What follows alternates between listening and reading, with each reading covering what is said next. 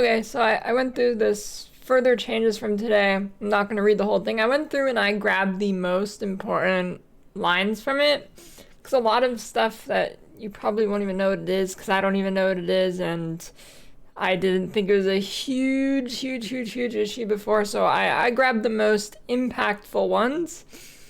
Here we got the haste aura monster modifier no longer appears on monsters that are already fast. Have the number of venomous crabs in the hunting ground. I really like this one. Those were really annoying. Reduce the overall density of more challenging monsters in Ogum Manor. Boulder ants in Titan Valley have been replaced, as the area had too many monsters that have irritating movement. Antlion chargers are more likely to push you to side instead of pushing you along with them. That's a big one. These guys are really annoying. Viper is one of the more challenging bosses for players, so we made the following change.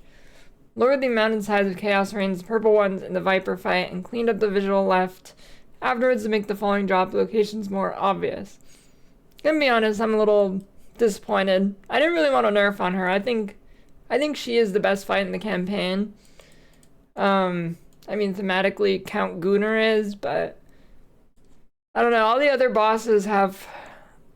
they're either not as interesting or they have the problem where they push you around in a really annoying way. She doesn't really do that. And I like the mechanics of the fight. Ook small, thank God. I don't know if you saw my highlight video yesterday, but if you want to see a prime example of this, my highlight video from yesterday, Ook small is the chimera that you fight in Ultimatum.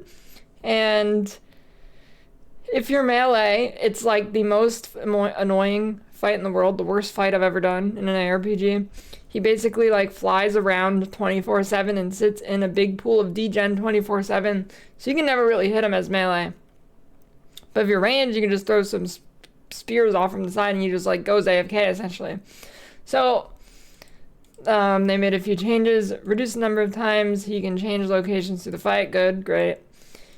He can no longer recharge his energy shield in his air, so not only can he could he have like flown around 24/7 while he was flying around and you can't hit him, he was recharging his energy shield, and he uses flame breath less often. Change the way minion revive timers work. When your first minion dies, it sets the revive timer to 7.5 seconds as before, but each successive minion that dies increases it by less and less, still capped to a max of 7.5 seconds.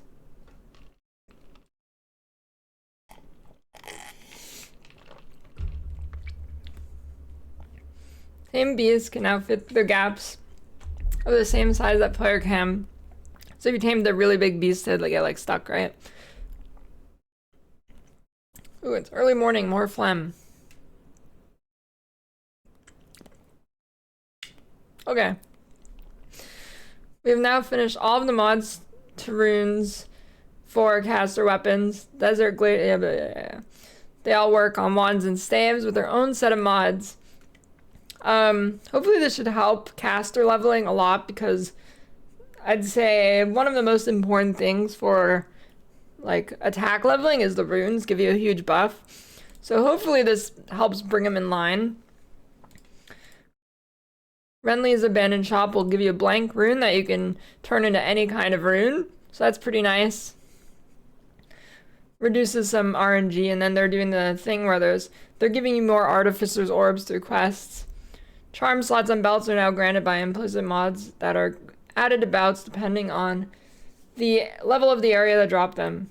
The number of slots is random up to a cap depending on how high level the belt is. And you can divine this. Belts have 1 charm slot to level 32, up to 2, and then to 64, and then 3 from level 65 and onwards. Unique belts can always have up to 3 charm slots. Several charms were not protecting you from the hit that activated them. These cases have been fixed to work properly. Yeah, I think it was like with the stun one, you get like it protects you after the first stun or something. There's a lot of stuff like that. It might have just been all of them. We've also done a pass on charm mods to make them more powerful and rewarding. And we're adding stash tab affinities, socketables, fragments, breach, expedition, ritual. So So that's nice. One of my big complaints is stash tab affinities right now are like incomplete. It's really impacting the flow of depositing your loot after a map and keeping it smooth and fast. Added the ability to bookmark locations on your atlas to find them easier later.